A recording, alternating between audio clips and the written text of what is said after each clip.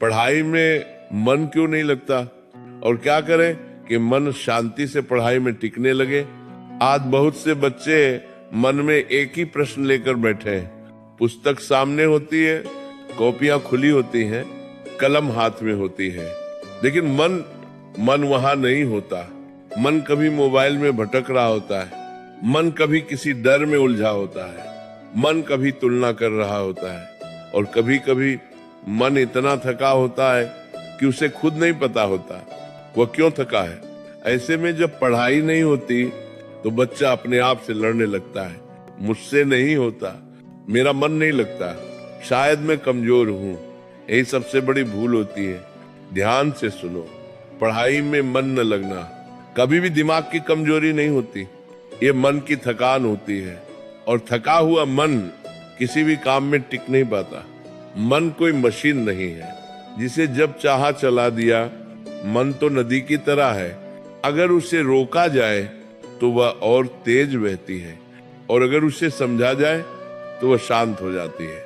आज के बच्चों की सबसे बड़ी समस्या ये नहीं है कि वे समझ नहीं सकते, समस्या ये है कि उनका मन हर समय खिंचा रहता है। एक ओर अपेक्षाएं हैं, दूसरी ओर डर है, तीसरी ओर तुलना है, और चौथी ओर मोबाइल की आदत। इन सब के बीच मन को शांति कहाँ मिले। जब मन शांत नहीं होता तो पढ़ाई बोझ बन जाती है, और बोझ को मन कभी प्रेम से नहीं उठाता। याद रखना, मन वहीं लगता है जहां उसे अपनापन मिलता है। अगर पढ़ाई को सजा मान लिया तो मन भागेगा, अगर पढ़ाई को डर मान लिया तो मन कांपेगा, और अगर पढ़ाई को केवल नंबरों से जोड़ दिया तो मन थक जाएगा। इसीलिए सबसे पहले ये समझना जरूरी है, पढ़ाई क्या है। पढ़ाई कोई युद्ध नहीं है, पढ़ाई कोई दौड़ नहीं है, पढ़ाई आत्मा का अभ्यास है। जब तुम पढ़ते हो तो तुम अपने भीतर एक शांत व्यक्ति का निर्माण कर रहे होते हो। लेकिन आज पढ़ाई के साथ इतनी बेचैनी जोड़ दी गई है कि बच्चा पढ़ते समय भी डरा रहता है। डर में बैठा हुआ मन ज्ञान को ग्रहण नहीं कर सकता। इसलिए अगर सच में मन लगाना है तो सबसे पहले पढ़ाई से डर हटाना होगा। अपने आप से कहना होगा, मुझे अभी सब समझ आ जाए ये जरूरी नहीं, उसके लिए जरूरी नहीं, मुझे बस ईमानदारी से बैठना है। जब ये दबाव हटता है तो मन धीरे धीरे खुलता है। अब एक और बात समझो, पढ़ाई में मन नहीं लगता क्योंकि मन पहले से भरा हुआ होता है। आज का मन खाली नहीं है, वह बहुत भरा हुआ है अनावश्यक विचारों से, तुलनाओं से, भविष्य की चिंताओं से और व्यर्थ की सूचनाओं से। भरा हुआ पात्र और क्या ले सकता है। इसलिए मन को थोड़ा खाली करना पड़ता है। पढ़ने से पहले कुछ क्षण बस बैठ जाना चाहिए। कोई मंत्र नहीं, कोई विधि नहीं, बस चुपचाप सांस को महसूस करना और मन से कहना, अभी कुछ नहीं करना है, अभी बस यहीं रहना है। ये छोटा सा ठहराव मन को संकेत देता है कि अब भागना नहीं है। और जब मन रुकता है तो पढ़ाई अपने आप भीतर उतरने लगती है। एक और कारण है जिसके कारण मन नहीं लगता, वह है तुलना। जब बच्चा पढ़ते समय सोचता है वह मुझसे तेज है, उसके नंबर ज्यादा आते हैं, मैं पीछे रह गया, तो मन पढ़ाई में नहीं अपनी हीनता में चला जाता है। याद रखना, तुलना मन को कमजोर करती है। एक कर कर और कमजोर मन ध्यान नहीं रख सकता।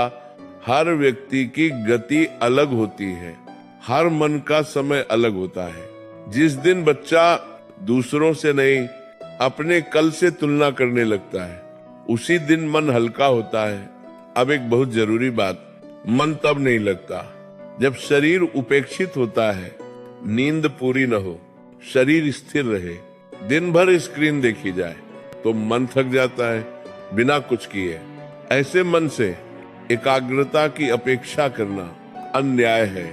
थोड़ा चलना, थोड़ा खुली हवा लेना, थोड़ा शरीर को जगाना, ये पढ़ाई से अलग चीजें नहीं है, ये पढ़ाई की तैयारी है। जब शरीर संतुलित होता है तो मन को सहारा मिलता है। अब मोबाइल की बात, मोबाइल समस्या नहीं है, समस्या है मोबाइल से मन का बंध जाना। जब मन हर क्षण नई उत्तेजना मांगता है तो किताब की शांति उसे फीकी लगती है। मन को फिर से शांत चीजों में रुचि सिखानी पड़ती है, और ये एक दिन में नहीं होता। धीरे धीरे कुछ समय पढ़ाई के लिए बिना फोन के, कुछ समय सिर्फ अपने साथ, ये अभ्यास मन को वापस अपने घर लाता है। अब भाव की बात, जो चीज डर से पढ़ी जाती है वह याद नहीं रहती, जो चीज प्रेम से पढ़ी जाती है वह बस जाती है। ये समझ में आ जाए तो जीवन आसान हो जाएगा। तो भाव जुड़ता है, भाव जुड़ते ही याददाश्त जागती है। और याद रखना, मन को डांटकर शांत नहीं किया जा सकता, मन को प्रेम से समझाना पड़ता है। अगर आज मन नहीं लगा तो अपने आप से कहो, कोई बात नहीं, कल फिर बैठेंगे। यह करुणा मन को सुरक्षित महसूस कराती है, और सुरक्षित मन सीखने के लिए खुल जाता है। अंत में एक बात बहुत गहरी है, मन वहां लगता है जहां अहंकार कम होता है।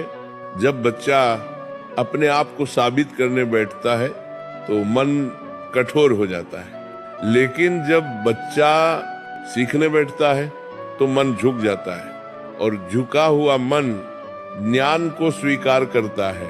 याद रखना, तुम्हारा मन तुम्हारा शत्रु नहीं है कि आज तो वह बस थका हुआ है, उसे आराम दो, उसे समझ दो, उसे समय दो, और फिर देखना जो आज कहता है मेरा मन नहीं लगता, वही कल कहेगा अब मन खुद बैठ जाता है। पढ़ाई कोई युद्ध नहीं है, ये आत्मा का अभ्यास है, और जब अभ्यास प्रेम से हो तो मन भी साथ देता है और शांति भी।